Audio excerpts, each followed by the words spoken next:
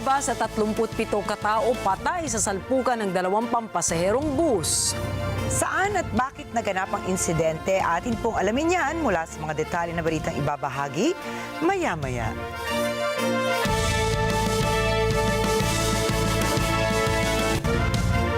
Magandang gabi. Ako po si Ricky Matay. Ako si Nina Richie Alagaw Flores. Ito ang mata ng Agila International. Para naman sa mga headlines ngayong araw ng Lunes. Pagpupulong ni Pangulong Ferdinand Marcos Jr. at US President Donald Trump maaaring maganap sa spring season. Bangko Sentral ng Pilipinas inaasahang papalo sa pagitan ng 2.2 hanggang 3% ang inflation rate ng bansa nitong buwan ng Pebrero. Pagpupulong ni US President Trump, Vice President J.D. Vance at Ukrainian President Volodymyr Zelensky na uwi sa sagutan. South Carolina ay sinailalim sa state of emergency dahil sa wildfires. At ating alamin kung sino-sino ang humakot na mga parangal sa 2025 Oscar Awards.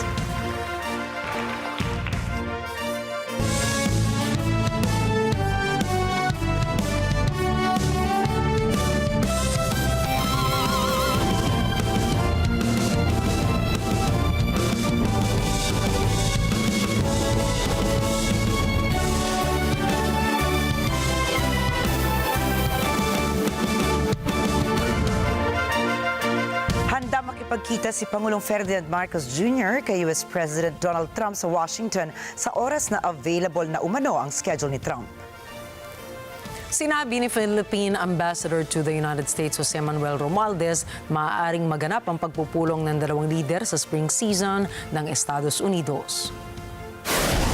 Ayon kay Romualdez, maaaring talakayin ni PBBM at ni Pangulong Trump ang hinggil sa pag-import ng liquefied natural gas mula Estados Unidos bilang isang give and take sa kalakalan. Binigyan din ni Romualdez na mananatili pa rin ang umiiral na defense arrangement sa pagitan ng dalawang bansa. Dagdag pa ng Philippine envoy, hinihintay pa nito ang imbitasyon ng White House. Kasalukuyan din anyang isinasapinala ang mga talking points na gagamitin para sa napipintong pagpupulong ng dalawang lider. Inaasahan ng Bangko Sentral ng Pilipinas na posibleng pumalo sa pagitan ng 2.2% at 3% ang inflation rate ng Pilipinas para sa buwan ng Pebrero ng kasalukuyang taon. Batay sa estimate ng Bangko Sentral, may ambaga na mataas na bill sa kuryente, presyo ng produktong petrolyo, gayon din ang mataas na presyo sa isda at karne sa pagsipapataas ng inflation rate ng Pilipinas. Sa kabila po nito ay tinukoy ng Central Bank na maaaring mapababa naman ang inflation rate na mas mababang presyo ng bigas, prutas at gulay sa merkado. Nitong Enero, pumalo sa 2.9% ang inflation rate ng bansa dahil sa mabilis sa pagtaas ng presyo ng food and non-alcoholic beverages at transport costs sa Pilipinas.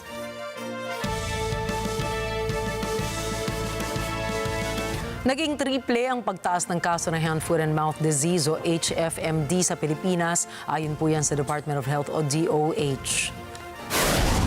Batay sa datos ng Health Department sa pagitan ng January 1 at February 22, ay nakapagtala ito ng 7,598 cases ng HFMD. Mas mataas ito kumpara sa kaparehong panahon noong 2024 na 2,665 cases. Kaya paalala ng DOH sa publiko ay palagiing maghugas ng kamay gamit ang sabon at tubig.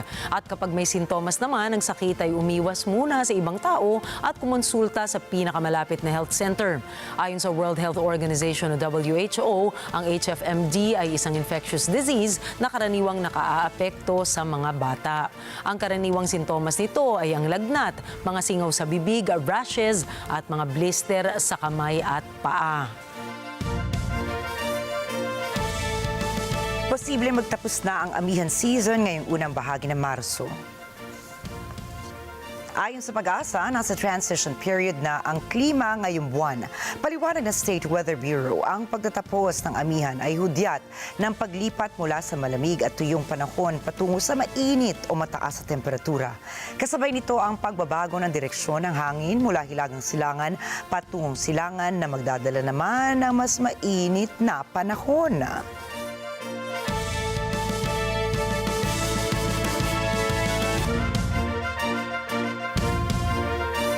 good news po sa mga motorista dahil bukas, March 4, 2025, ay sasalubong ang big-time rollback sa presyo ng mga oil products.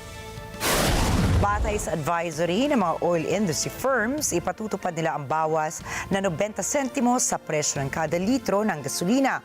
80 sentimos naman ang rollback sa presyo kada litro ng diesel, habang 1.40 naman ang bawas presyo sa kada litro ng kerosene o gas.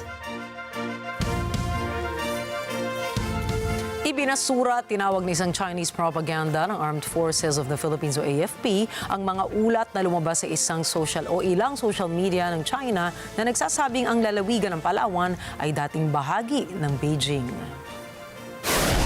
Nitong nakaraang linggo ay bumulaga sa mga Pilipino ang mga posts ng social media platforms ng China na nagpapaliwanag na ang Palawan daw ay Zhenghe Island. Ito raw ay hango sa pangalan ng isang Chinese explorer.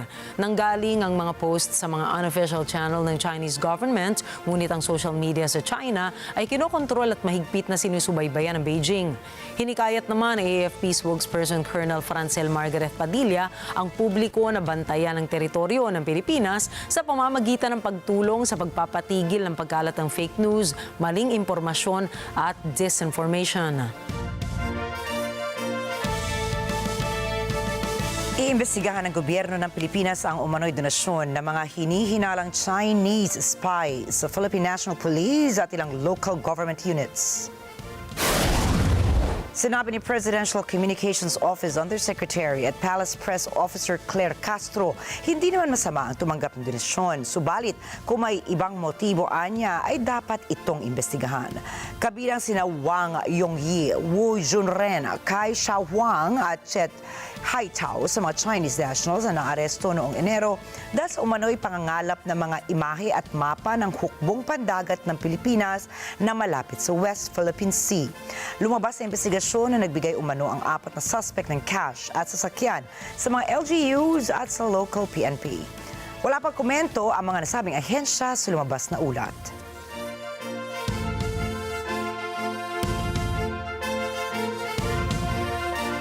Tiniyak ng Malacanang na nagsasagawa na ng mga hakbangang pamahalaan upang mapaghandaan ang posibleng epekto sa ekonomiya ng pagtaas ng heat index.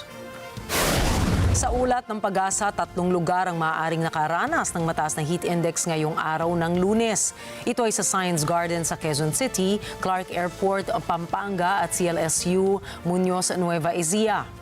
Nasa 45 degrees Celsius hanggang 46 degrees Celsius ang heat index ng mga nasabing lugar.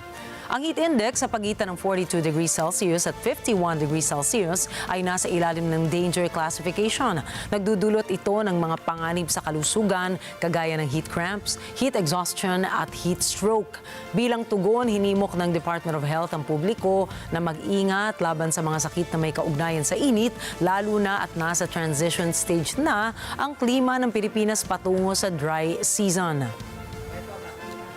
Samantala, ilang lungsod at paaralan ang nagsuspinde ng klase at pasok ngayong araw dahil sa matinding init ng panahon. Susunod, Taiwan kulang sa military personnel. Extension ng first phase ng peace deal, tinanggihan ng Hamas. At pulong nina Trump at Zelensky nauwi sa sagutan. Yan at iba pang mga balita sa pagbabalik ng Mata ng Agila International.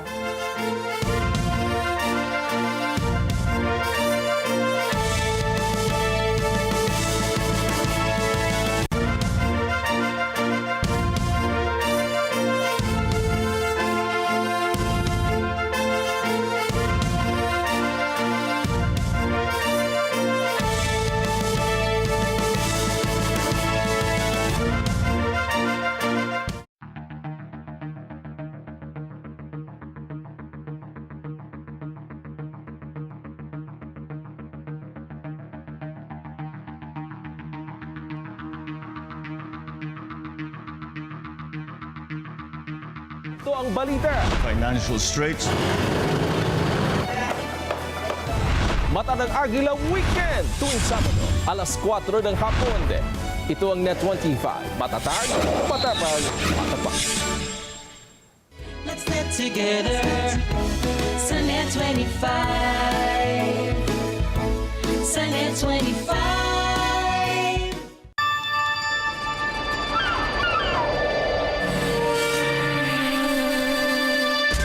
Nothing is quite as simple as it seems.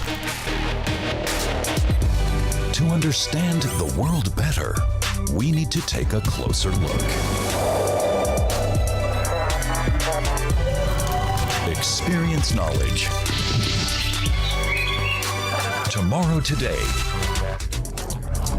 Matatapang na mga komentaryo. Tingin ng masa dito, this is just actually a ploy to weed out a person who potentially can actually win in 2028. Mga balita at impormasyong hihimayin. Kasama ang mga batikang komentarista. Sina Ali Soto, Hindi pa ako nakakapag-umpisa kong.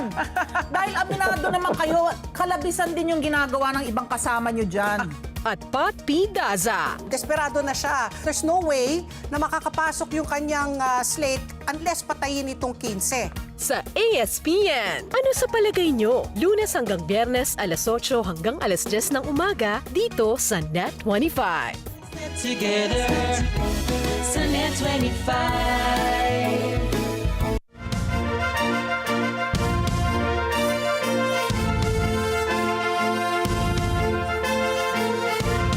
Humaharap ngayon sa malubhang kakulangan ng puwersa ng militar ng Taiwan. Sa kabila ng mga pagsusumikap na palakihin ang recruitment process nito, ay nananatili pa ring malaki ang kakulangan sa mga nagnanais na maging sundalo. Umaabot lamang sa 80% ng mga Taiwan citizens o mga Taiwanese ang nagboboluntaryong maging sundalo. Mula noong 2022 hanggang nitong nakaraang taong 2024, humigit kumulang 12,000 members ng mga sundalo ang umalis na sa militar na nagdulot ng mga alalahanin sa mga opisyal ng gobyerno ng Taiwan. Muling tinalakay ang posibilidad ng pagpapahintulot sa mga foreign migrants na ma-enlist. Wala pang opisyal na desisyon ang ginagawa ang bansa hinggil sa isyong ito na matagal nang pinag-uusapan sa loob ng higit 2 dekada. Isa sa mga itinuturong dahilan ay ang pagbagsak ng birth rate ng Taiwan na ikalawa sa pinakamababa sa Asia pagkatapos ng South Korea. Bagamat ang sahod sa militar ay mataas, mas binipili pa rin ng mga Taiwanese ang mga oportunidad sa pribadong sektor. Sa kabilang dako, pinalalakas naman ng China ang kahandaan nito sa parehong air and sea defense zones sa Taiwan. Sa nakalipas na taon, malaki na ang pagbabago ng military services ng Taiwan. Mula kasi noong 1950 hanggang taong 2000, ang lahat ng lalaki ay kailangan ng magsilbi ng kanilang military services na hindi bababa sa 2 taon. Gayunpaman, habang ang Taiwan ay naging ganap na demokrasyang bansa, unti-unti namang binabawasan ng gobyerno ang obligasyon ng mga mamamayan nito na maglingkod sa militar. Noong 2013 ay mandatory service ng Taiwan ay napalitan na lang sa 4 na buwang training. Ngunit noong 2022, muling ipinatupad ni dating Taiwan President Tsai Ing-wen ang 1 taong mandatory service para sa mga mamamayan nito na nagsimula naman taong 2024. Bagamat kakaunti ang mga tumutol sa panukalang ito, ay suportado naman ng kasalukuyang administrasyong Lai ang hakbang na ito upang ihanda ang kanyang bansa sa banta ng pananakop ng China. 维护台海及印太区域的和平稳定是国际社会的最大共识。中国作为区域中的一员，连日来在越南、菲律宾以及纽澳外海接连进行单边威胁以及骚扰的行为。昨天又在台湾外海国际航道上毫无预警划设操演区，宣称进行射击训练，这是公然违反国际惯例。 不只是对国际飞航还有海上船只的航行安全造成了高度的危险，也是对区域安全稳定的公然挑衅。总统府表达严厉的谴责。 Tinanggihan ng Hamas ang kahilingan ng Israel para palawigin pa ang first phase ng ceasefire deal nito. Ayon sa isang opisyal ng grupo, papakawalan lamang ng Hamas ang natitirang mga bihag na una nang napagkasundo ang kondisyon ng 2 grupo sa ilalim ng bagong kasunduan na inendorso ng Israel. Magtatagal hanggang sa April 20 ang first phase ng ceasefire upang magbigay daan sa 2 major holidays sa kanilang rehiyon. Dahil rito ay nagpasya si Israeli Prime Minister Benjamin Netanyahu na harangan ang lahat ng tulong na papasok ng Gaza. Kinundena naman ng Hamas ang naturang blockade kung saan tinawag nila itong isang war crime at lantarang pag-atake sa karapatang pantao ng mga Palestino. Base sa naunang kasunduan, natapos na noong nakaraang linggo ang unang yugto ng ceasefire plan. Nakatakdang magsimula ang diskusyon ukol sa second phase ng kasunduan noong nakaraang buwan, ngunit naantala naman ito dahil sa iba't ibang insidente. Nagsama-sama ang mga Palestinians malapit sa United Nations Relief and Works Agency Aid Center sa balita upang makatanggap ng tulong matapos na harangin ng Israel ang pagpasok ng aid truck sa Gaza. עם סיום שלב א' ולאור סירובו של החמאס למתווה ויטקוף, החלטנו בדיון אמש שהחל מהבוקר נמנע כל כניסה של סחורות ואספקה לעזה. וצריך להדגיש כאן, החמאס משתלט בימים אלה על כל האספקה והסחורות שנשלחות לרצועת עזה. הוא מתעלל באוכלוסייה העזתית שמנסה לקבל את הסיוע. הוא יורה בהם, והוא הופך את הסיוע ההומניטרי לתקציב טרור שמופנה נגדנו. לכך לא נסכים בשום אופן. Hinarang ng Israel ang pagpasok ng lahat ng humanitarian aid sa Gaza dahil hinihiling nito sa Hamas na sumang-ayon sa plano ng Estados Unidos ukol sa pagpapalawig ng ceasefire. Una nang tinanggihan ng militanteng grupo ang plano kung saan sinabi nilang kinakailangan nila ng mas marami pang oras para pag-aralan ang naturang second phase ng peace deal. Ikinagalit naman ito ng Israel kung saan sinabi ni Netanyahu nga tila sinusugal ng Hamas ang buhay ng kanilang mga bihag para sa pansariling interes.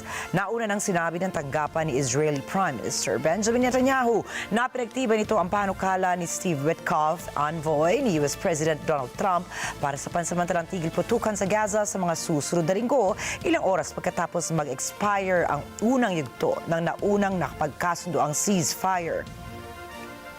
At kung mapagkakasunduan, ang tigil putukan ay ihihinto hanggang sa katapusan ng March 31 at posibleng hanggang April 20 para magbigay daan sa dalawang major holidays sa Middle East.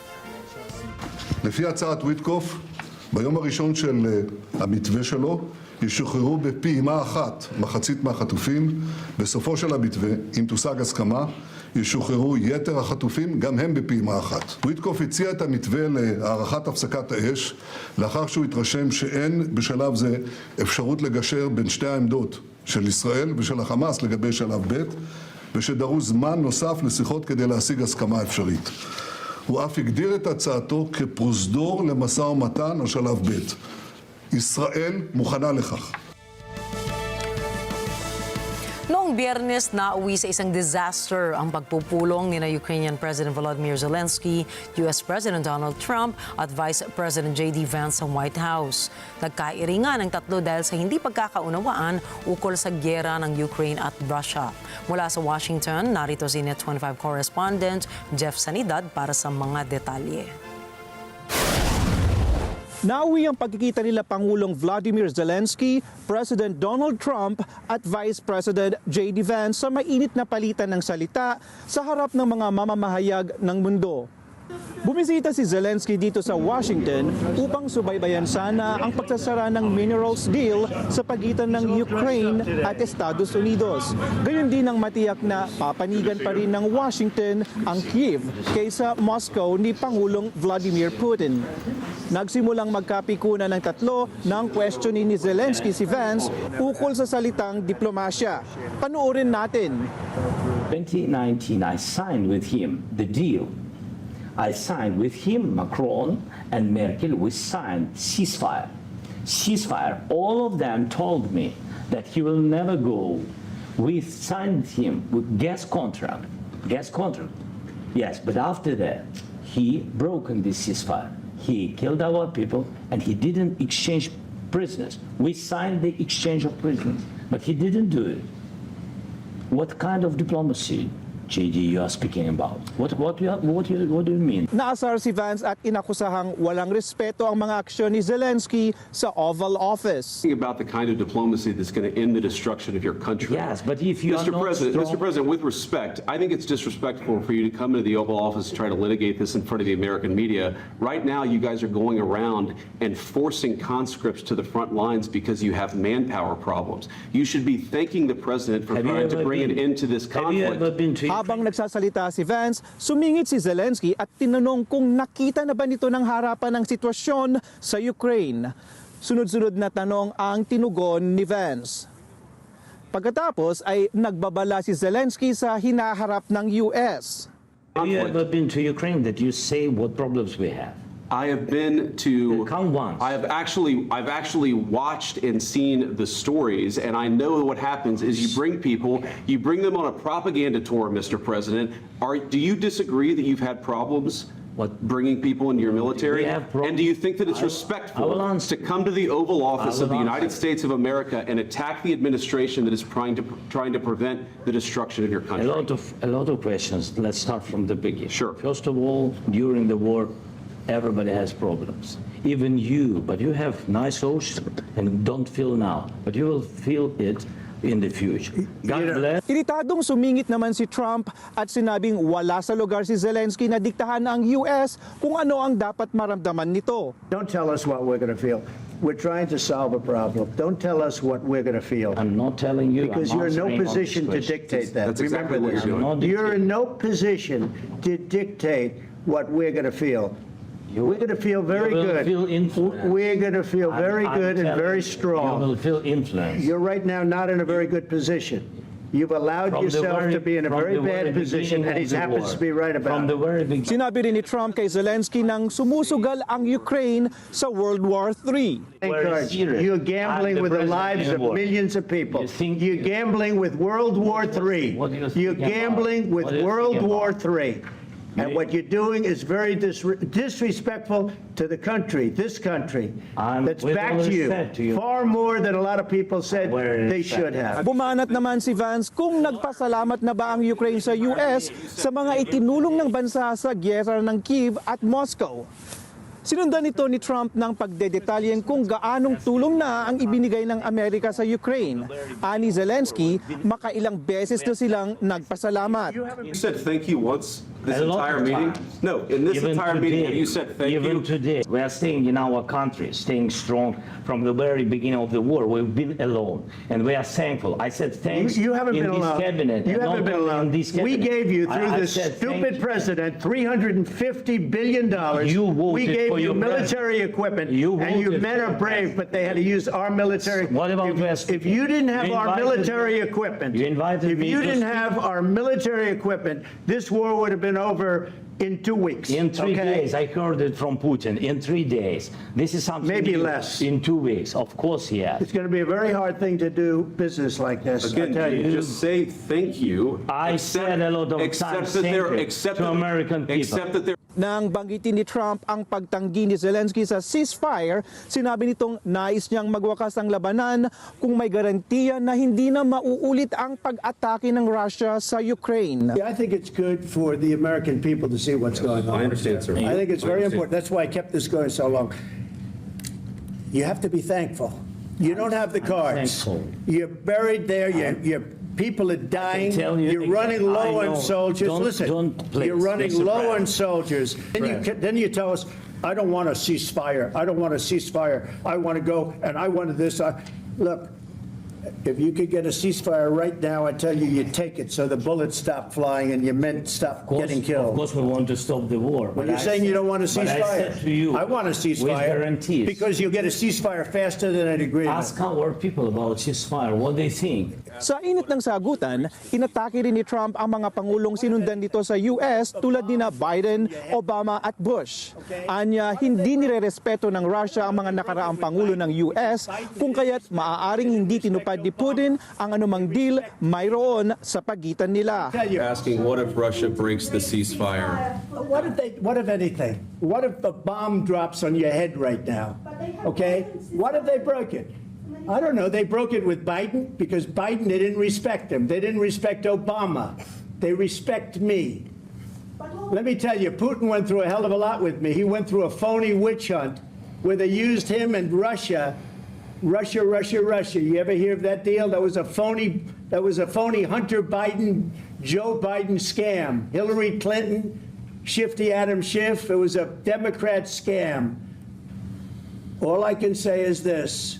He might have broken deals with Obama and Bush, and he might have broken them with Biden. He did, maybe. Maybe he didn't. I don't know what happened. But he didn't break them with me. He wants to make a deal. I don't know if you can make a deal. The problem is, I've empowered you to be a tough guy. And I don't think you'd be a tough guy without the United States. And your people are very brave.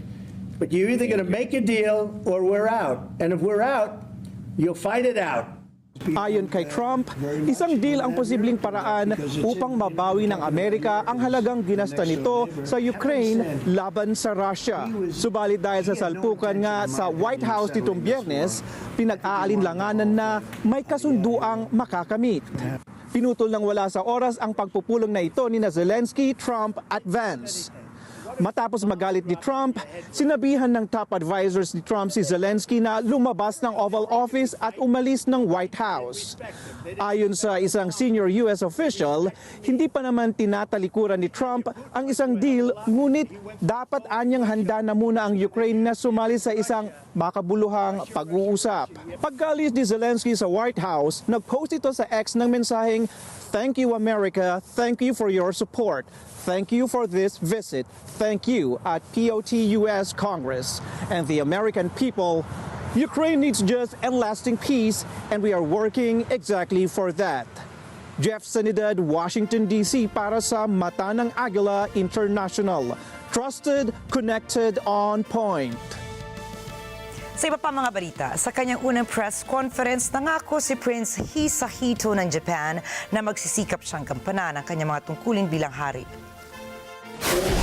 周りの方々からご助言をいただきながら一つ一つに丁寧に取り組み成年皇族としての自覚を持ち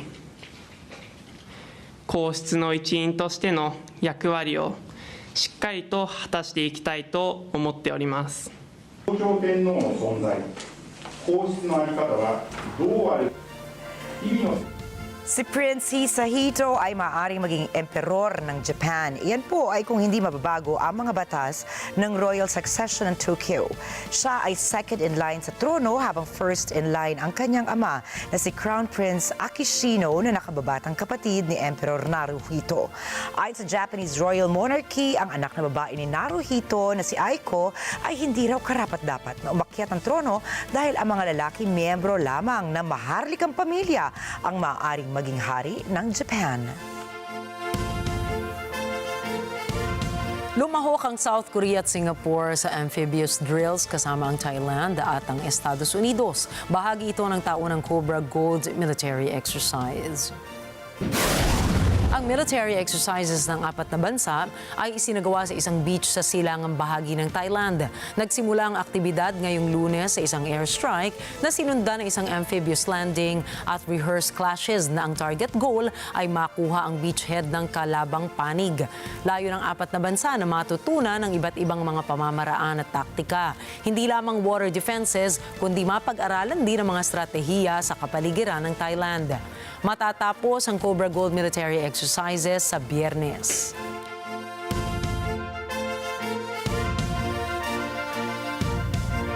Dumaong ang US aircraft carrier na USS Carl Vinson sa Busan, South Korea upang ipakita ang puwersa nito laban sa North Korea. Yan ay ayon mismo sa hukbong pandagat ng South Korea. Sinabi ni US Rear Admiral Michael Wasji, commander ng Carrier Strike Group 1, malinaw na ang presensya ng US sa Busan ay nagpapakita ng malakas na alyansa ng South Korea at ng Estados Unidos. Pagkakataon din anya na sila ay magsanay kasama ang mga sundalo ng Seoul. Naniniwala naman ang mga political analysts na mahalaga ang presensya ng US sa South Korea, lalo na at katatapos lamang mag-test launch ng Pyongyang ng strategic cruise missiles nito noong nakaraang linggo.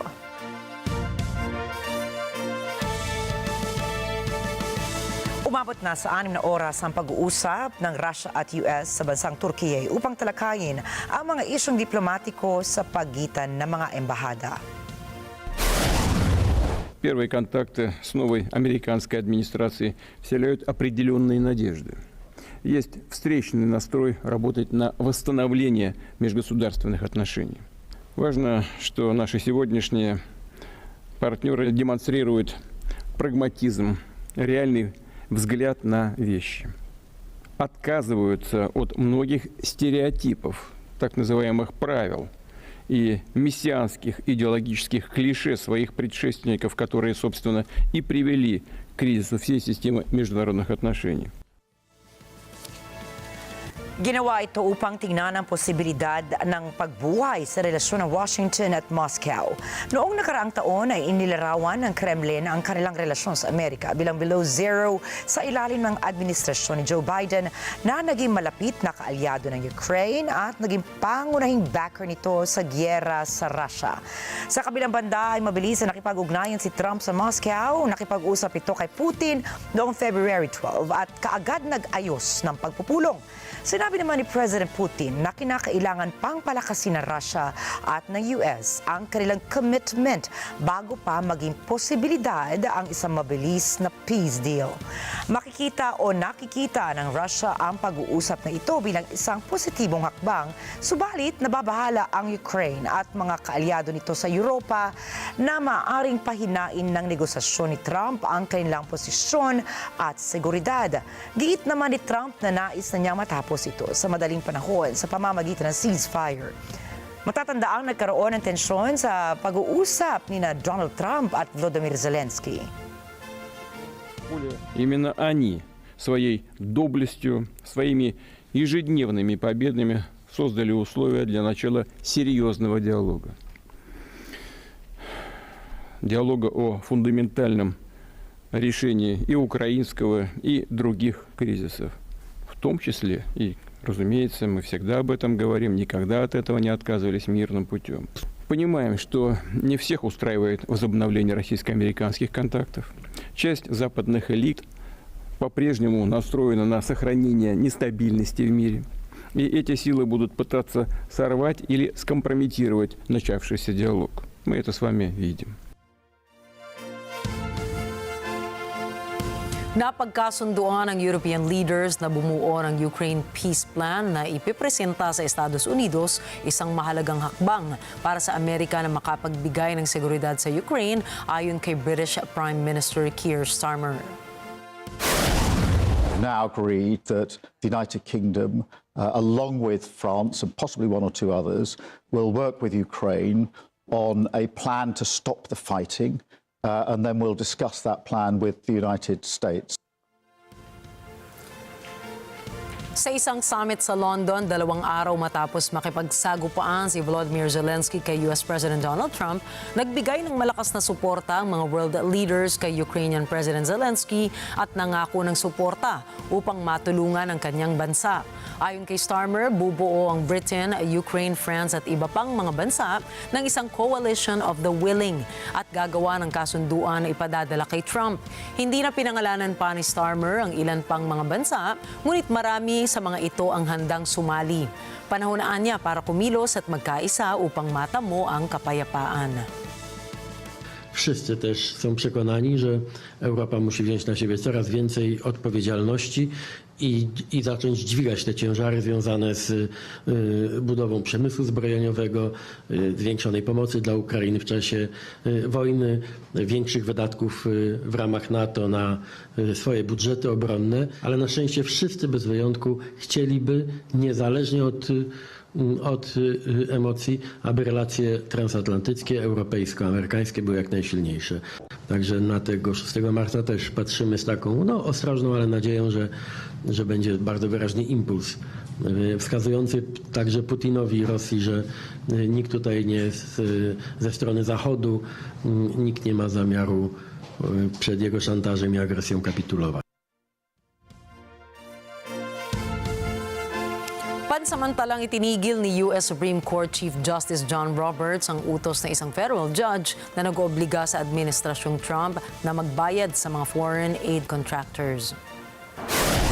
Ang nasabing kautusan ay matapos maglabas ang Chief Justice ng administrative order na nag-uutos ng pansamantalang paghinto sa ginawang desisyon ni U.S. District Judge Amir Ali na siyang nagtakda ng deadline para sa pagpapalabas ng mga pondo ng U.S. Agency for International Development o USAID.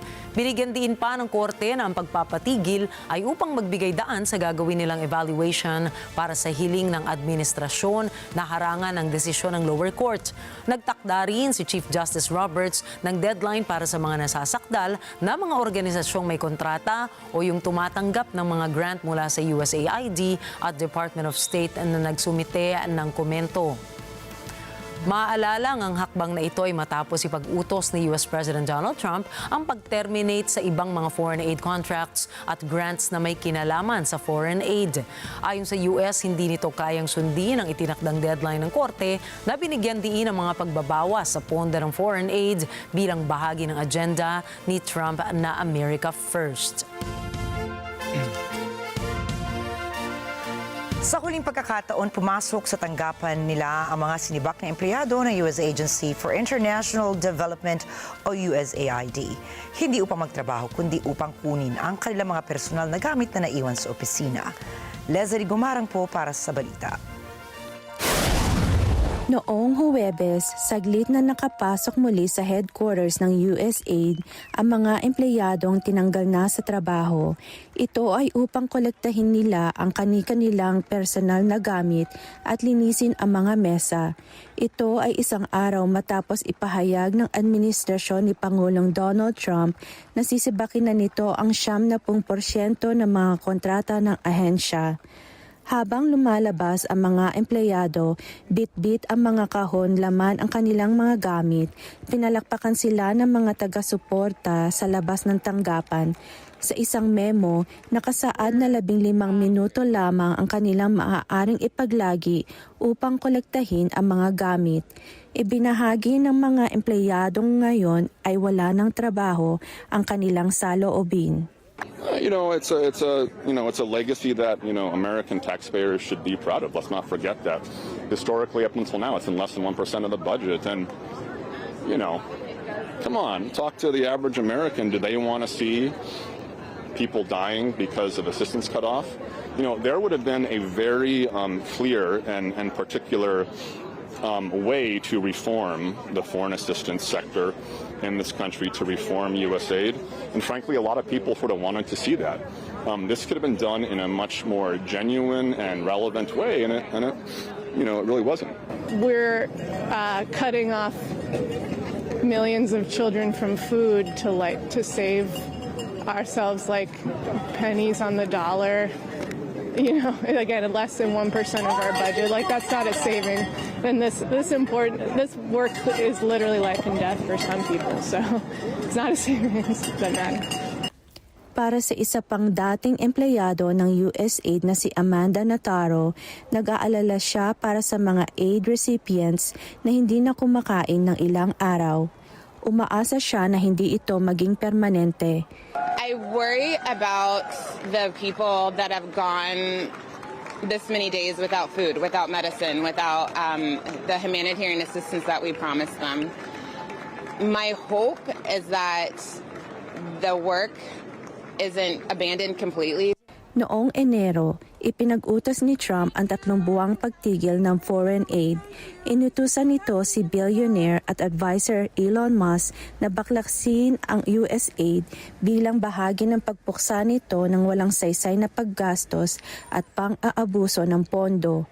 Ayon kay Taylor Williamson na dating empleyado ng partner organization ng USAID, walang sinayang na pondo ang ahensya kontra sa paniniwala ni Musk. USAID is one of the most accountable and transparent parts of the United States government. The Office of the Inspector General has done numerous audits and has found no fraud, no waste. What Elon Musk thinks is that he has found things he disagrees with, and that's fine. People in this building have spent 65 years responding to what the president wants, have spent 65 years responding to the needs that the president says. Ani Williamson, malungkot ang araw na ito. It's a sad day when the American government decides that American values are no longer important, that it's no longer of value to export what we believe in to the rest of the world.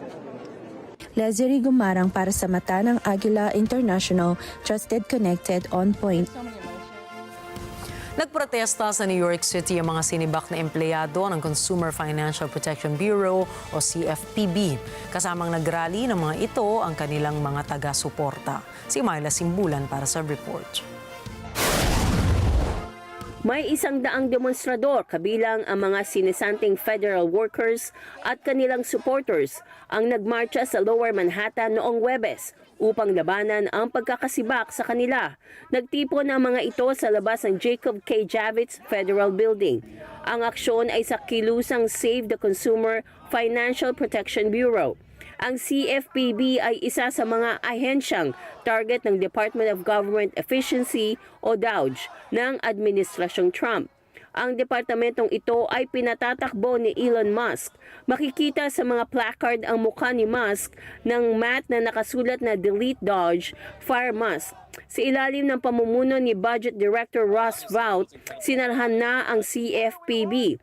Karamihan sa staff nito ay inilagay sa administrative leave. Tinanggal na ang mga signage ng ahensya sa tanggapan nito sa Washington, D.C.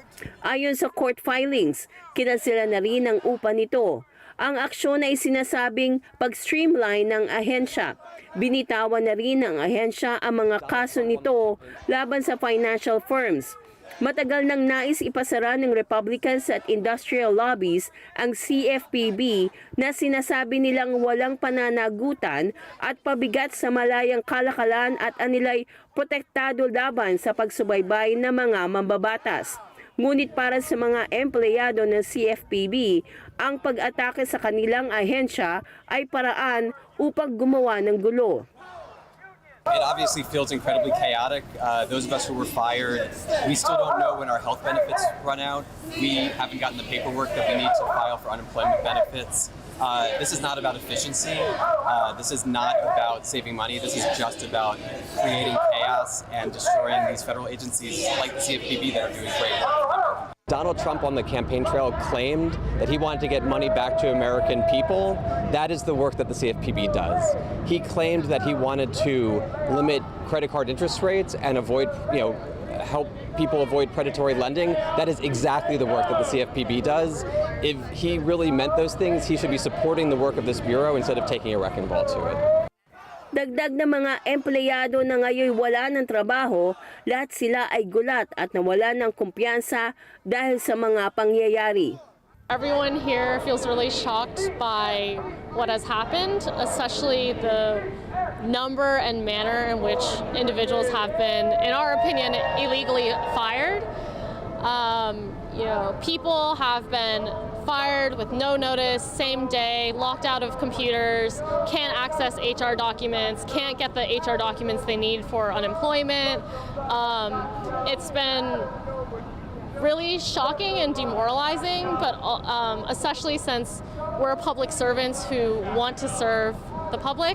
Myla Simbulan para sa mata ng Agila International, Trusted, Connected, On Point. Susunod, cargo plane sa Miami nagliyab. Sa Peru, isang bata iniligtas matapos itong mahulog sa balon. At ating kilalanin ang mga humakot ng maraming parangal sa Oscars.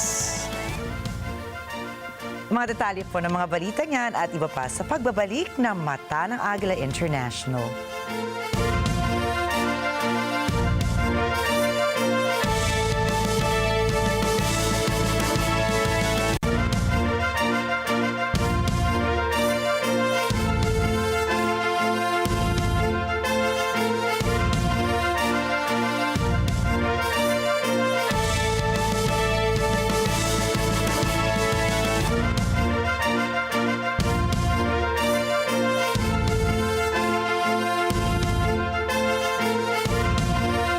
We are now open for business.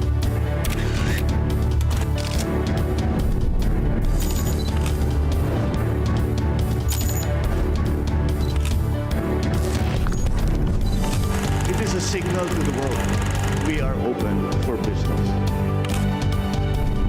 Open for Business with Cesar Vallejos. Every Sunday, 9 p.m. Sa NET25. Be your own health advocate by turning into your own expert. We are your coach. Without any fiction and with lots of facts. Be active in a clever way. In good shape.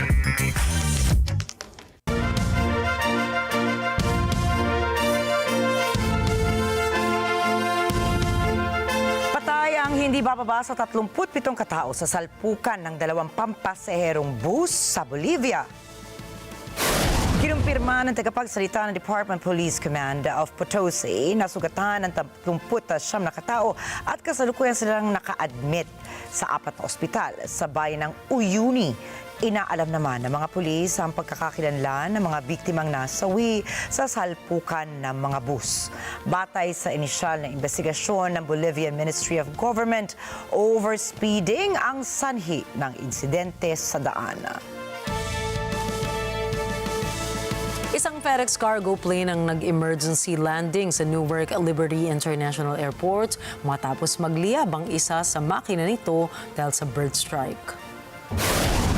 Ayon sa tagapagsalita ng Port Authority of New York and New Jersey, ligtas ang 3 individual sakay ng aircraft. Agad namang naapula ang apoy sa makina ng eroplano pagdating nito sa paliparan. Sinimula naman na ang investigasyon ng Federal Aviation Administration sa insidente.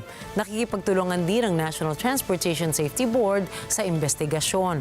Sa aviation industry, itinuturing na isang hazard ang bird strike dahil nagiging dahilan ito ng major disruptions sa operasyon ng mga paliparan. Ayon sa Federal Aviation Administration, higit sa 19,000 wildlife strikes ang naitatala nito sa higit 700 mga airports sa Estados Unidos noong 2023.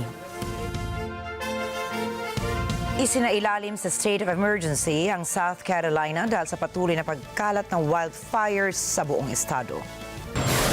Ayon kay South Carolina Governor Henry McMaster, nasa 175 wildfires ang kasalukuyang tumutupok sa higit 4,200 acres na gubat sa South Carolina. At dahil po dito, 5 counties na ng estado ang nag-deploy ng mga fire-tending personnel para apulahin ang wildfires. Kabilang dito ang Horry, Spartanburg, Union, Oconee at Pickens County. Kinumpirma naman ng Red Cross of South Carolina na higit sa 100 tirahan na ang naaapektuhan ng wildfires at inaasahang darami pa ang mga maaapektuhan nito. Nailigtas ng mga otoridad sa Peru ang isang batang nahulog sa abandonadong balon.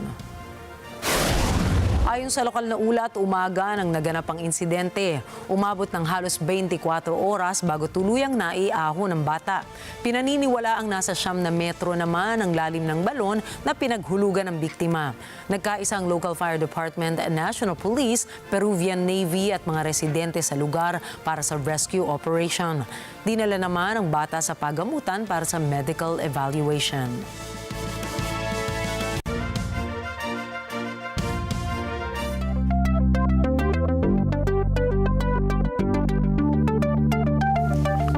Lumapag na po sa buwan ang moon lander ng Firefly Aerospace na kung tawagin nila na Blue Ghost. Nag-touchdown ang moon lander malapit sa isang volcanic vent sa Mare Crisium, isang malaking basin sa northeast corner ng Earth-facing side ng buwan. Kinumpirma ng kumpanya nitong linggo ang matagumpay na achievement na kanilang nakamit. Mula po sa nakalap na footage mula sa moon lander ng Firefly ay ipinakita nito ang ilang larawan nito ng buwan. Ang Firefly, ang pangalawang private firm na nakapagsagawa ng moon landing kasunod ng Odysseus lander ng Intuitive Machines. Sa kasalukuyan ay 5 bansa na ang nakapagpasagawa ng soft landing sa buwan kasama na rito ang dating Soviet Union, Estados Unidos, China, India at Japan.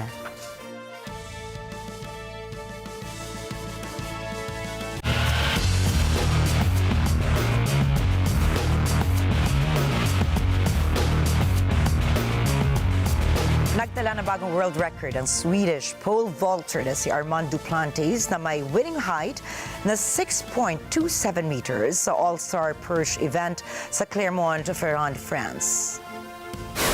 Sa silver meeting ng World Athletics Indoor Tour, sinimulan ni Duplantis ang kanyang kompetisyon sa 5.65m. Nalagpasan din ni Duplantis ang unang attempt sa 5.91m at 6.02.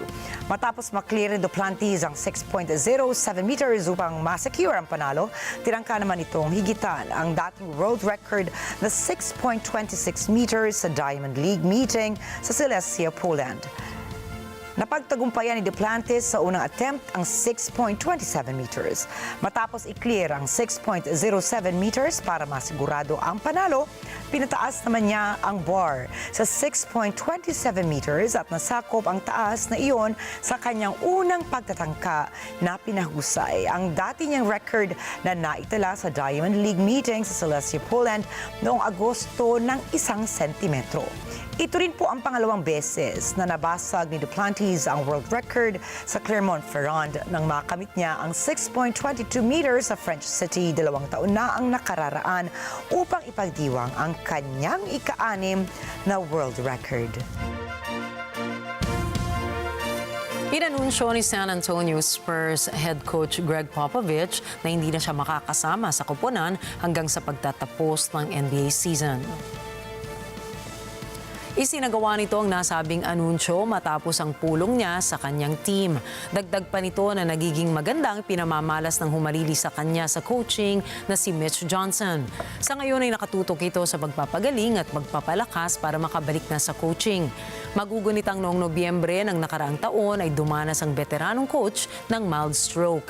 Pinalitan siya ni Johnson bilang interim coach na siyang nagdala sa Spurs sa record na 22 wins at 30 losses.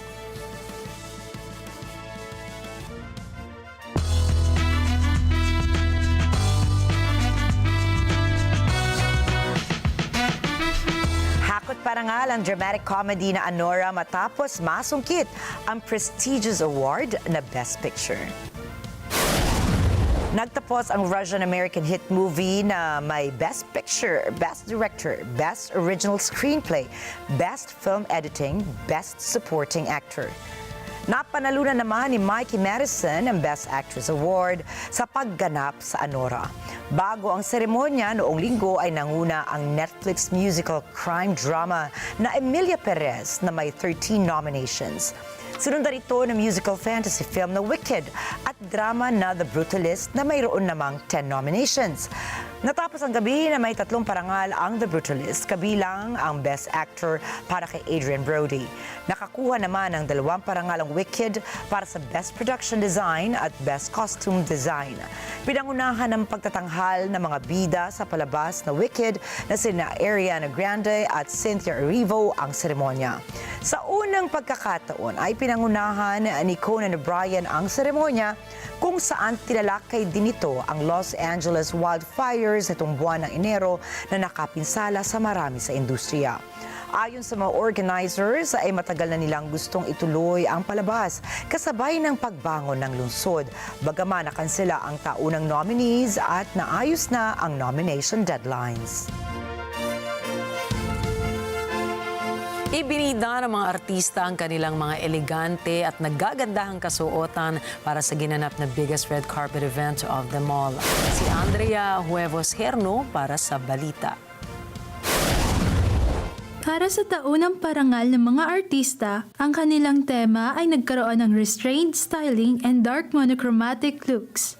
Habang ang mga artista naman na galing sa Hollywood's A-list ay may mga suot na makikinang at mga pasabog na kasuotan sa LA's Dolby Theater. Mula sa disco ball Christian Siriana gown ni Halle Berry hanggang sa Swarovski crystal embellished Armani Privé dress ni Demi Moore, ang mga gawa ng embroiderers ay namumukod tangi sa gabing iyon.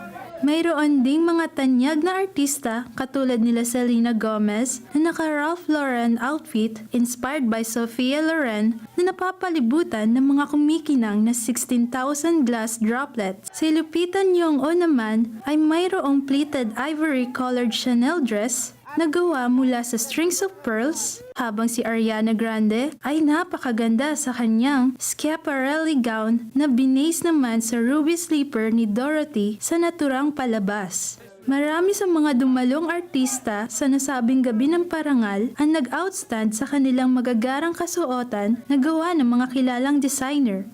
Ilan sa mga kilalang designer brand ay ang Louis Vuitton and Loewe, habang ang mga lalaki naman ay nakabihis ng simple na may atake, katulad ni Jeff Goldblum na ang suot ay Prada. Ang suot naman ni Bowen Yang ay embroidered leather jacket na made in Etro. Ang artistang si Timothée Chalamet ay suot naman ang butter yellow Givenchy suit. Sa lahat ng artistang naroon sa Oscars event, ang Blackpink singer na si Lisa na ginawa ang kanyang HBO debut sa pangatlong season ng White Lotus ay tinaguriang bilang evening's best tuxedo mula sa kanyang formal menswear with an elegant feminine spin sa kanyang Marc Gong dress.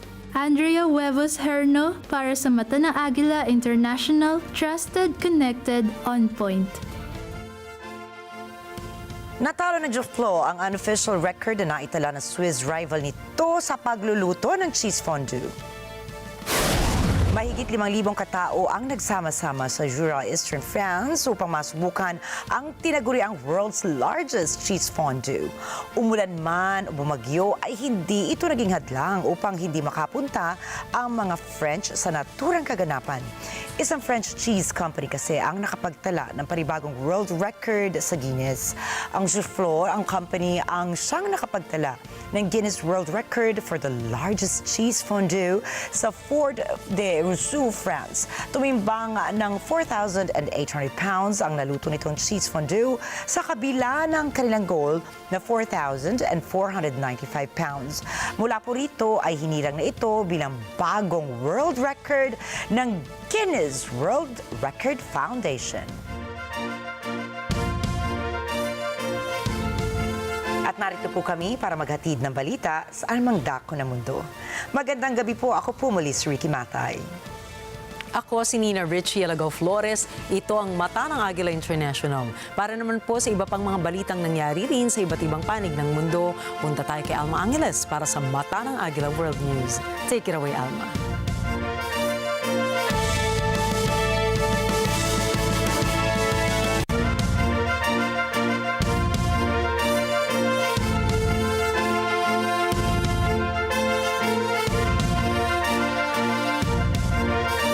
Thank you, Nina Enrique. Good evening, everyone. I'm Alma Angeles for NET25 World News. On tonight's headlines, British Prime Minister Keir Starmer says European leaders have agreed to draw up a Ukraine peace plan to present to the United States. The plan is a vital step to offer security guarantees.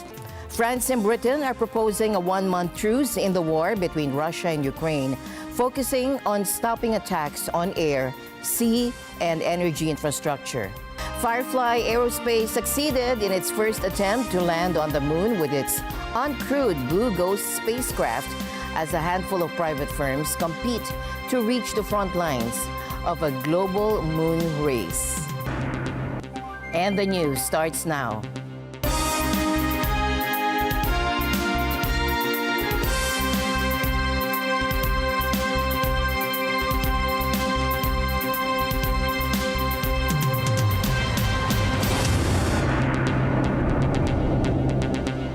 British Prime Minister Keir Starmer says European leaders have agreed to draw up a Ukraine peace plan to present to the United States. The plan is a vital step to offer security guarantees that Kyiv says are essential to deter Russia. Now, Starmer met with European leaders at a summit in London on Sunday, just 2 days after the spat in the Oval Office between U.S. President Donald Trump and Ukrainian President Volodymyr Zelensky. Thomas I. Likeness for more. The London summit is a strong show of support for Zelensky.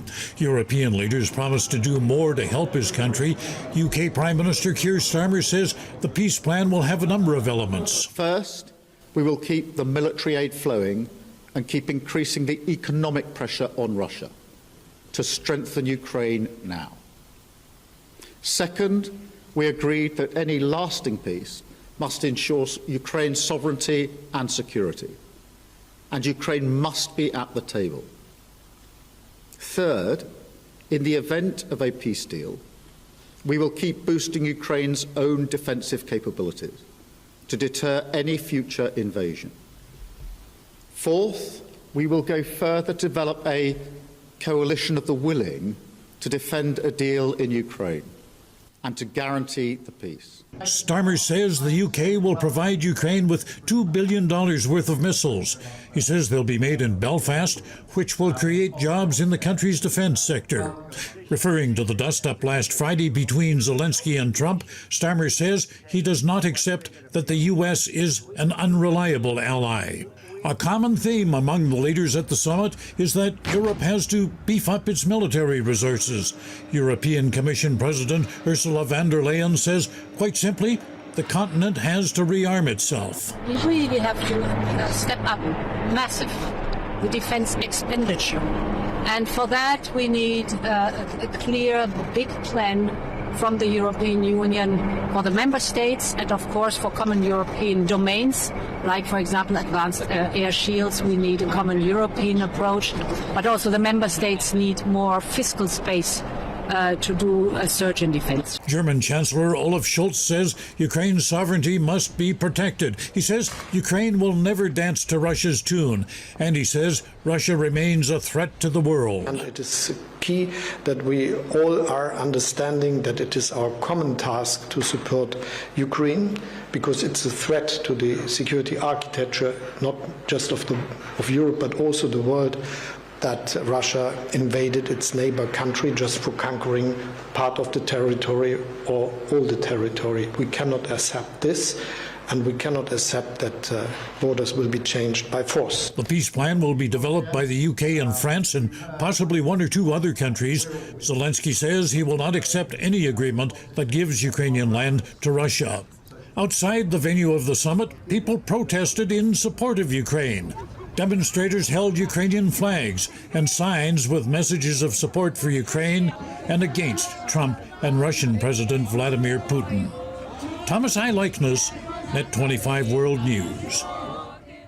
France and Britain are proposing a one-month truce in the war between Russia and Ukraine, focusing on stopping attacks on air, sea, and energy infrastructure. However, ground fighting wouldn't be included in the plan. French President Emmanuel Macron explained. He added that European ground troops would only be deployed in a second phase after a peace deal is reached. This truce in the air, on the seas, and on energy infrastructures will attest to the good faith of Russian President Vladimir Putin when he commits to this truce. And that is when the real negotiations for peace will begin. Because we want peace, but we want a solid peace, a lasting peace, a peace that puts a definitive end to what has been happening, of course, in the east of the continent for 15 years. The proposal comes just days after a tense Oval Office meeting between Ukrainian President Volodymyr Zelensky and U.S. President Donald Trump. While tensions remain high, European leaders are pushing for diplomacy to end the conflict. I believe that there is desire on both sides, because of a shared awareness that it is in the interest of Ukraine, the interest of the Europeans, and the interest of the Americans to ensure that Russian President Vladimir Putin's imperialist ambitions are put to a halt.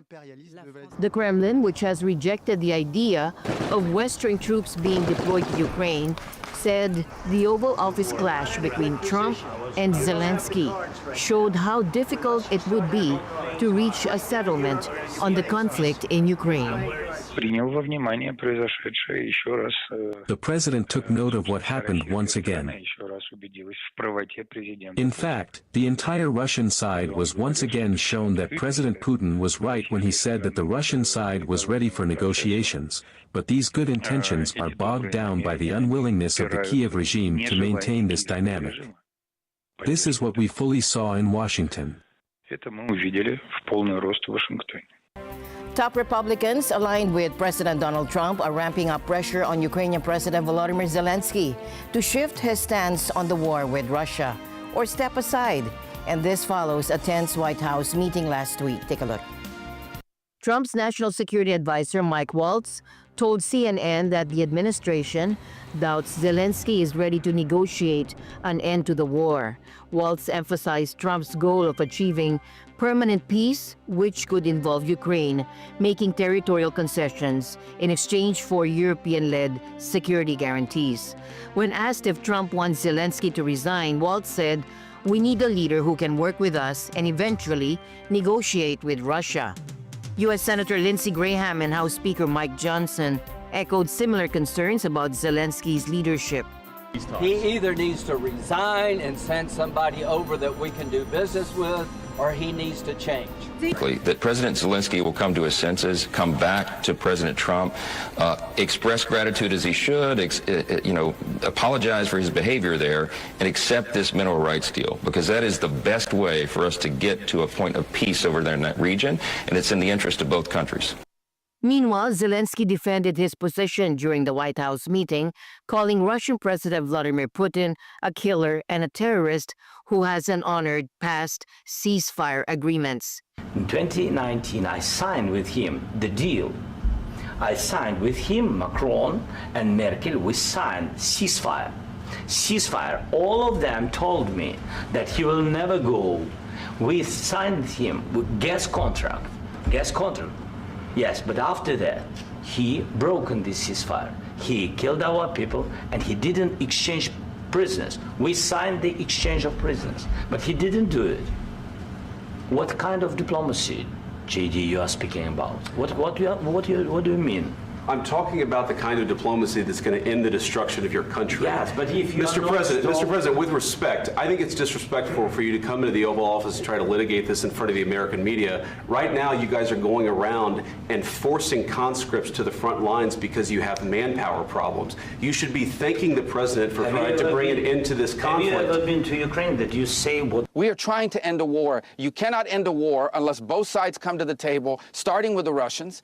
And that is the point the president has made. And we have to do whatever we can to try to bring them to the table to see if it's even possible. I'm not promising you it's possible. I'm not telling you it's 90% likely. I'm saying it's 0% likely if we don't get them to a negotiating table. And the sooner everyone grows up around here and figures out that this is a bad war that's heading in a bad direction with death and destruction and all kinds of dangers surrounding it that could spiral into a broader conflict, the sooner people grow up and realize that, I think the more progress we're going to be able to make. The debate highlights growing divisions over how to resolve the ongoing conflict in Ukraine, with questions about whether Zelensky remains the right leader for the job. Now, there are questions over U.S. support for Ukraine after a discussion between the leaders of the two nations in the Oval Office degenerated into a shouting match. Now, U.S. President Donald Trump and Vice President J.D. Vance piled on Ukraine President Volodymyr Zelensky, accusing him of disrespect. Zelensky was then booted out of the White House. In Washington, Arlene Ocampo reports. The ill-fated meeting has driven relations with Kyiv's most important wartime ally to a new low. European leaders have largely leapt to President Volodymyr Zelensky's defense. We spoke about this in detail. The meeting Friday went off the rails when Vance suggested the need for diplomacy to resolve the Russia-Ukraine war. Zelensky countered that Putin cannot be trusted and noted Vance had never visited Ukraine.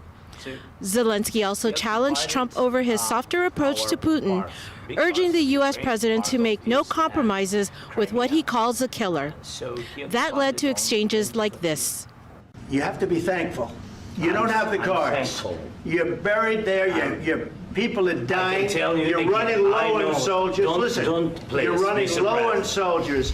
It would be a damn good thing. And then you tell us, I don't want a ceasefire. I don't want a ceasefire. Later, Trump left the White House for a weekend of golf in Florida. Before departing, he said Zelensky doesn't appear interested in peace. He's got to say, I want to make peace. He doesn't have to stand there and say about Putin this, Putin that, all negative things. He's got to say, I want to make peace. I don't want to fight a war any longer. His people are dying. He doesn't have the cards, just so you understand it, okay? I can tell you. The former Assistant Deputy Secretary of Defense for Europe and NATO says the clash shows how bad the American leadership looked to the world. But John Townsend says Trump wanted to be in the spotlight. but you don't have the cards. But once we sign that deal, you're in a much better position. But you're not acting at all thankful. And that's not a nice thing. I'll be honest, that's not a nice thing. All right, I think we've seen enough. What do you think? Huh? This is going to be great television, I will say that. All right. We'll see what we can do about putting it together. At the very end, I understand Trump said something like, this is going to make great TV. And he also said that he was glad this was happening in front of the cameras so that the American people could see what's going on or something like that. And so obviously he was glad that he was being filmed, and he took full advantage of that by being a tough guy. More worrisome is, will the bickering lead to the U.S. withdrawing its support for Ukraine? Ukrainian political analyst Yevhen Hlibavitsky says Ukraine has to be ready to rely more on its own resources. And it also means that there is a dangerous link between revisionists in Moscow and revisionists in Washington, D.C. And unwillingness to side with Ukraine has been expressed quite loudly. Hlibavitsky adds the breakdown in U.S.-Ukraine relations has European leaders doing some thinking about what it means for them. What we see is that there is the difference in stance that is probably too big to cover. And because that difference is there, this is an alarm going off for the Europeans to actually side with Ukraine and to rethink the European Union not only in terms of prosperity, but also in terms of security. On Saturday, dozens of protesters demonstrated outside of the White House condemning Trump's behavior towards Zelensky. Many say they are disappointed by the president's performance. I'm so incredibly impressed with Zelensky. He handled that situation so well in the Oval Office. But what Trump did was a disgrace to the United States, to the world. The treatment that President Zelensky received yesterday, and I don't support that. And while world opinion largely agrees with these sentiments, it likely won't change Trump's mind. He has clearly come down on Russia's side in this war and views Ukraine only for what it may provide the United States with. And that leaves Ukraine and the EU with some big worries and a lot of sleepless nights. Arlene Ocampo, Washington, D.C. for NET25 World News. Now to recall, Russian President Vladimir Putin has issued a warning to Western elites against undermining efforts to improve relations between Russia and the United States. Addressing Russia's FSB security service, the successor to the Soviet-era KGB and an agency he once led, President Putin said he was pleased with the way an attempted reboot in ties between Moscow and Washington was progressing, even though it was early days. First contacts with the new U.S. administration give certain hopes. There is mutual determination to work restoration of relations between two countries. And then he went on to hail the fact that Russia's current partners were demonstrating what he called pragmatism and realism. It is important that our current partners demonstrate pragmatism and realistic view on things. They reject many stereotypes, so-called rules and messianic ideological cliches of their predecessors, who in fact led to international relationship crisis. But Putin said it was clear that not all countries were in favor of the idea of warmer ties between the world's two biggest nuclear powers. We understand that not everybody welcomes restoration of Russia-U.S. contacts. Some Western elites keep seeking instability in the world, and these forces will try to disrupt or undermine dialogue which has begun. You and I can see it.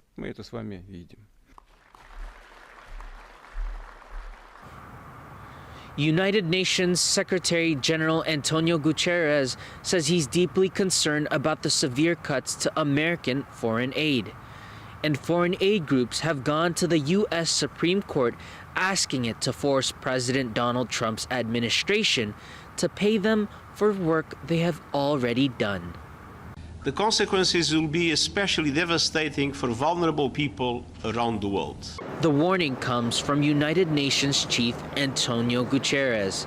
His comments came at the end of the week as fired U.S. Agency for International Development Workers cleared out their desks. Trump says he is cutting more than 90% of the agency's aid contracts, something Guterres says will work against the U.S. With these cuts, we'll make the world less healthy, less safe, and less prosperous. The reduction of America's humanitarian role and influence will run counter to American interests globally. Some of the programs that will be cut include help for those fleeing the civil war in Sudan. Funding has also stopped for health programs to prevent the spread of tuberculosis, malaria, and other diseases. Also affected is the U.S. Office on Drugs and Crime. It will be forced to stop many of its counter-narcotics programs, including one fighting the fentanyl crisis Trump claims he's so concerned about. Guterres holds out hope that Trump might have a change of heart. I can only hope that these decisions can be reversed based on more careful reviews, and the same applies to other countries that have recently announced reductions in humanitarian and development aid.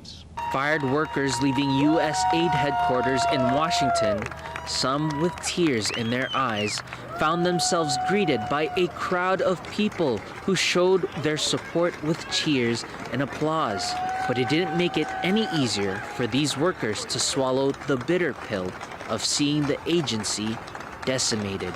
You know, again, less than 1% of our budget. Like, that's not a saving. And this work is literally life and death for some people. You know, there would have been a very clear and particular way to reform the foreign assistance sector in this country, to reform USAID. And frankly, a lot of people sort of wanted to see that. This could have been done in a much more genuine and relevant way, and it really wasn't. I worry about the people that have gone this many days without food, without medicine, without the humanitarian assistance that we promised them. The Office of the Inspector General has done numerous audits and has found no fraud, no waste. What Elon Musk thinks is that he has found things he disagrees with. And while the agency winds down, contractors and recipients of grants are asking the Supreme Court to make sure they get their money. About $2 billion in foreign aid payments remain in jeopardy. Also in jeopardy, the lives of tens of millions of people who have relied on the generosity of the United States for life-saving food and medical aid. Percival Parlade, Washington, D.C. for NET25 World News. The 44th iteration of the Cobra Gold military exercise kicked off in Thailand this week, bringing together over 8,000 personnel from 30 nations. The 44th iteration of the Cobra Gold military exercises kicked off in Thailand this week, bringing together over 8,000 personnel from 30 nations. The annual event, co-hosted by Thailand and the U.S. Indo-Pacific Command, is one of the largest multinational military exercises in Southeast Asia. This year's key participating nations include Thailand, the U.S., Singapore, Indonesia, Japan, South Korea, and Malaysia. China and India are participating in a humanitarian assistance program, while Australia is involved in the command and control segment. From the U.S. perspective, we're learning different techniques and tactics and procedures on how to work not only amphibious, but also in some of the unique environments that are offered here in Thailand, specifically the jungle. Obviously, the littoral region with the great beaches and the ocean. And we also are learning different techniques on how to communicate, how to survive in the jungle, how to interoperate with regards to our weapon systems and our tactics, and basically just making ourselves better partners for our allies here with the Royal Thai Marine Corps, as well as our other partners from the Republic of Korea and the Singapore Armed Forces. Up in Karat last week, we were working on non-combatant evacuation operations, taking lessons learned from the Thai Armed Forces that recently did non-combatant evacuations in Sudan and in Israel and Gaza. So those recent experiences from the Thai Marine Corps, they've imparted and shared that knowledge with us so that we can operate better together if some sort of crisis or contingency may emerge in this region. The USS Carl Vinson, a U.S. aircraft carrier, arrived in Busan, South Korea on Sunday in what the South Korean Navy is calling a show of force against North Korea. Accompanied by the USS Princeton and the USS Sterett, this marks the first time a U.S. aircraft carrier has docked in South Korea since June. The visit underscores the ironclad commitment of the U.S. to its alliance with South Korea. Rear Admiral Michael S. Wasji, commander of the Carrier Strike Group 1, emphasized the importance of joint training. Clearly, our presence here in Busan shows the strong alliance between the Republic of Korea and the United States, and our opportunity to train and operate together with our allies, as we have done for the last 72 years. And we will certainly look forward to continuing to do that. A devastating fire in Malaysia's Sabah state has left over 600 villagers without homes. The blaze tore through Kampung Sempaka early this morning, destroying about 80 houses.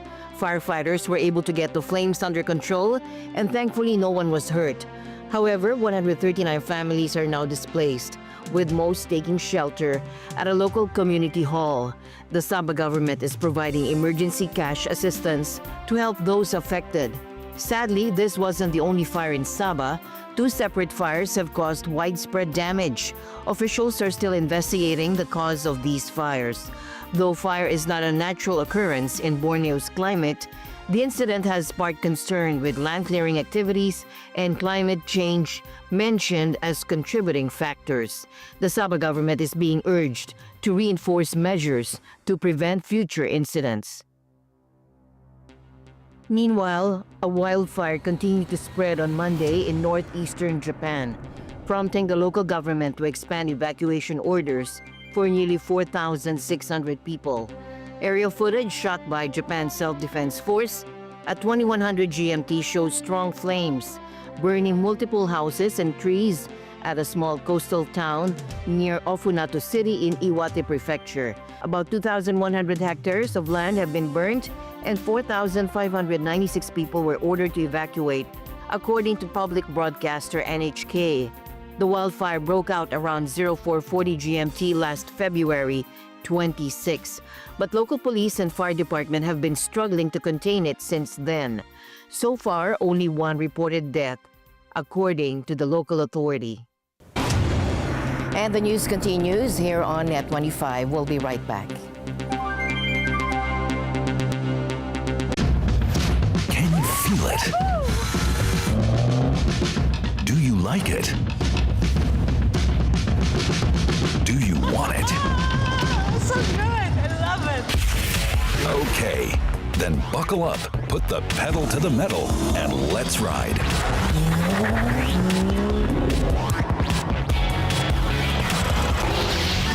Rev.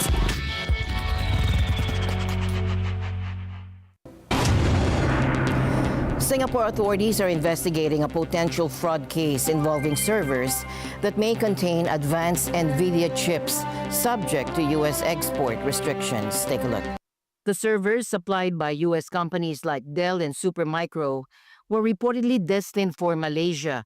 Okay, last week on the 26th of February, raids were conducted by our law enforcement agencies. 3 persons were arrested and they've been charged for suspected fraud. Investigations are going on. Essentially, the case relates to servers with chips embedded in them coming into Singapore, and then from Singapore they went to Malaysia. But authorities suspect they may have been intended for another unknown final destination. This is how U.S. server suppliers, I think Dell and Supermicron in this case, they supplied to Singapore-based companies, and from Singapore it went to Malaysia. The question is whether Malaysia was a final destination or from Malaysia it went to somewhere else. And therefore we have asked both the US and Malaysia for more information so as to assist in our investigations. We received an anonymous tip-off. It was not a tip-off or information from any country or sovereign entity, but we took the tip-off seriously. Meanwhile, tragedy struck the German city of Mannheim today as a car rammed into a crowd of carnival celebrators, killing one person and injuring several others. Police have detained the driver. Police have detained the driver and are investigating. Authorities are urging people to avoid the city center. The incident occurred as crowds gathered for carnival parades, raising security concerns already heightened after recent attacks in Germany. Police were on high alert for potential threats connected to the Islamic State group. Firefly Aerospace succeeded in its first attempt to land on the moon with its uncrewed Blue Ghost spacecraft as a handful of private firms compete to reach the front lines of a global moon race. Y'all select the landing. We're on the moon. Firefly Aerospace succeeded in its first attempt to land on the moon. It landed its uncrewed Blue Ghost spacecraft on Sunday to kick off a 2-week research mission. The craft is the size of a company car and carried 10 scientific payloads. Firefly became the second private firm to score a moon landing, though it declared itself the first company to make a fully successful soft landing. Texas-based Intuitive Machines made a lopsided touchdown last year with its Odysseus lander. 5 nations have made successful soft landings in the past. The US and China are both rushing to put their astronauts on the moon later this decade. Each has courted allies and given their private sectors a key role in spacecraft development. The US plans on sending its astronauts back to the moon in a series of crewed missions starting in 2 years. China is also making quick progress. It plans to land astronauts on the moon's surface by 2030. And with that, we end tonight's broadcast. For everyone here at NET25, I'm Alma Angeles. Thank you for joining us. Good night.